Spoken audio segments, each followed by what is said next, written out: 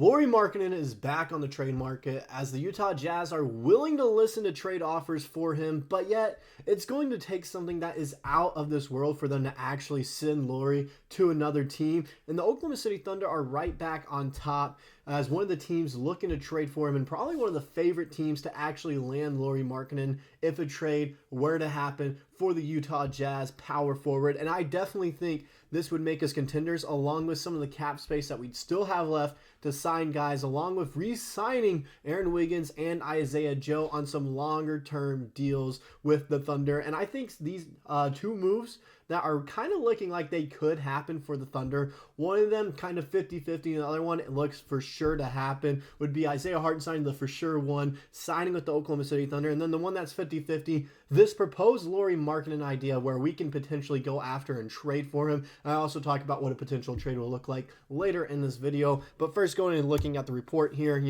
the Jazz are opening to listening to trade offers on Lauri Markkanen per Woj. Utah was seriously in on acquiring Mikal Bridges, and now teams wonder if they will pivot to sell. So it looks as though, if they got Mikal Bridges, they're going to try to compete and actually make a little playoff run in the Western Conference. Now, however, it looks likely that they will kind of sell the team and start a little rebuilding option here, as maybe Lauri Markkanen doesn't fit their plans and maybe they want to get something in return if he does leave them in free agency next season.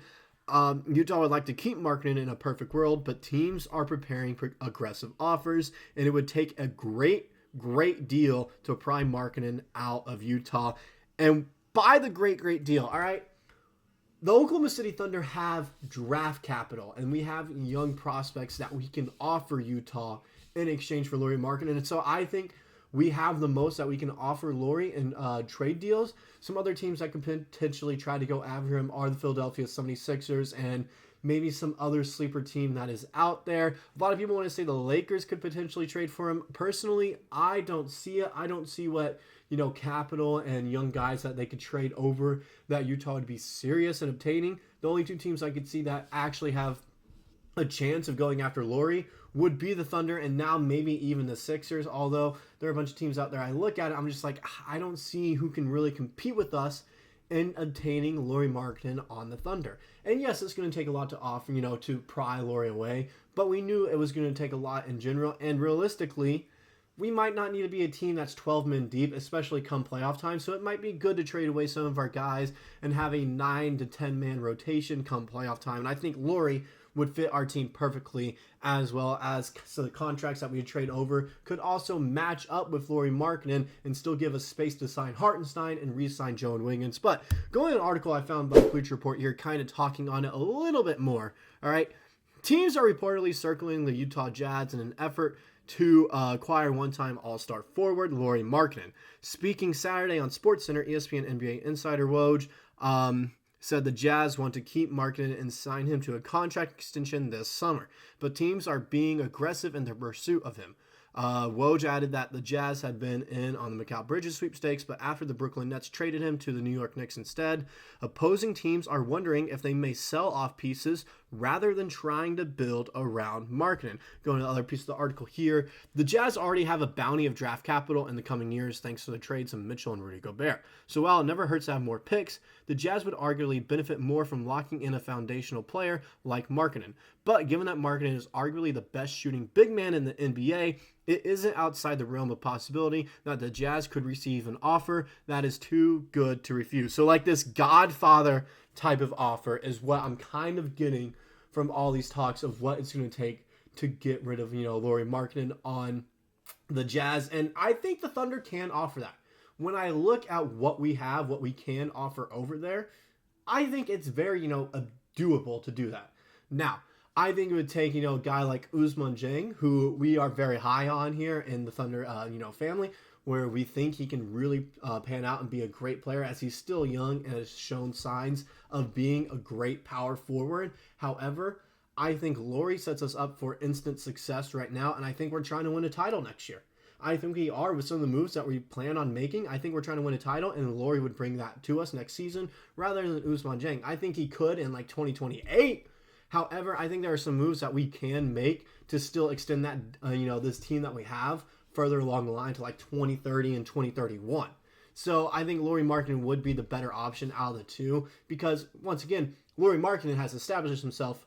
Oos has potential. He has glimpses that he's shown, but yet we're not sure if he'll ever actually fully show in the Thunder organization if he never really gets the true minutes that he deserves. So Lauri Markkanen would be great. So I think a trade revolving, around Markkanen would take Oos. I think it would take Kenrich Williams, and then maybe even get rid of Cason Wallace as well, along with 4 first-round picks. I think that's what a trade for Lauri Markkanen would kind of look like. Salaries would match with those 3 players for Lauri as well, along with kind of going in there and getting rid of those draft picks. I feel like we'd get rid of 2 first-rounders that we have out of the 4 for next year's draft, and then, 2 draft picks further down the line. Probably a 2026 and a 2028 would be my guess. We get rid of some more first-round picks there, but definitely 2 for next year. And I think that'd be a decent trade package. I don't want to say it'd be great. I feel like the Jazz would definitely look at it, and it might be a deal that they would end up accepting because Cason Wallace has shown, promise in the league. He's already kind of come out as one of the better perimeter defenders in the league as a rookie last season. And then Oos has potential. Kenrich Williams is just kind of getting rid of a contract, a veteran that has established himself that can kind of help develop some of the guys, and being mentors to some of the guys on the Utah Jazz. And the first round picks, of course, you can never have too many of those, even though they have a good amount. Adding 4 more first rounders to the mix can definitely help out a team. I think that could probably Lauri Markkanen away. And Lauri Markkanen is a great player. When we look at the stats here, he is a fantastic player. Last season, he averaged 23 points a game, 8 rebounds, 2 assists, almost a steal a game, half a block a game. So not really, known as a rim protector, but he has that size which can help out. Less than 2 turnovers a game, less than 2 fouls a game, 48% from the field, and just there at 40% from behind the arc. We're going to go ahead and round that up. That's 0.001 away. We're going to round it up to 40. All right. He's 7 foot tall, 27 years old, so he's still young. He shoots 43% on corner threes, 98% of his threes are assisted, and 49% of all of his shots are 3 balls. And I think this could definitely help us out 3-point wise, adding him to the 4. And it can still allow us to run this 5-out style of offense that we can because he can shoot the 3 ball. He's not limited to playing inside and slashing. He can do all that, and he can still shoot the 3 ball, which allows us to play this 5-out style of offense that we clearly love to have here in OKC, kind of smaller. But yet he adds size. He helps us out rebounding-wise. And if you add in Hartenstein to the bench on this team, I truly don't see how we don't win the 2025 finals. I truly don't see that unless we go cold again like we did against the Mavericks, which was kind of, insane. I think some of that is just because of lack of playoff experience. The environment just isn't the same. But I think going into the next season, that won't happen again. And adding those 2 guys on the team and keeping Wiggins and Joe, I think we can be title contenders and actually win it all in 2025. I truly believe that. Alex Caruso off the bench as well. You have Isaiah Joe, Aaron Wiggins, Jay Will, and Isaiah Hartenstein running your second unit. That's a great second unit if you ask me. You have Isaiah Joe. He'd have to run the point, I believe. Him or Caruso would run the point. The other would run the 2. Wiggins would play the 3. Jay Will at the 4 and Hartenstein at the 5. That's a great second unit for us, all right? They can go toe-to-toe with all the other, second units in the league. And some of them could also compete with some starters such as Alex Caruso and Isaiah Hartenstein. And then our starting 5, of course, would be Shai, Lou Dort, who's one of the best defenders in the league, definitely top 5 in my list. J-Dub, who's has a ton of potential, and he's been shining a lot. Next year can be a big development year for him. Lauri Markkanen at the 4, then Chet at the 5. That 10-man rotation, I don't see a lot of teams competing with. I don't. The only team that could compete with that would be the Celtics, but yet they're not going to have Kristaps until, I think, January, and that might not be enough time to get back into the groove of things in actual play. And yes, injuries play a part. We could get injured on the Thunder. A lot of other teams could get injured, though. All right, in a perfect world, if no one gets injured, I see us facing the Celtics in the finals and potentially even winning the finals against them. I could see us winning in 7 against the Celtics. I see that. Adding these additions, we can be a 65-win team, adding Lauri and Hartenstein to the squad. I truly see that. And yes, we're going to have to give up some guys that, are young, have potential, can be great players in the league. Realistically, they were going to have to go anyways. When you look at it for other trades or, we wouldn't be able to re-sign them, some of those guys would have to go. So you might as well, okay, right now, get someone in return. And I think this would also allow us to re-sign Lauri Markkanen on a good deal. He gets something close to Mikal Bridges as well, a deal where he can make, over the next 3 years, $48 to $50 million. And so it's kind of like similar to what he is right now. 18 million, is just left on his final year of his contract. I think he's a guy that's worth, 20 to 25 million. He's one of the more, perennial big power forwards in the league. However, I don't think he's a guy that's worth 30 million quite yet.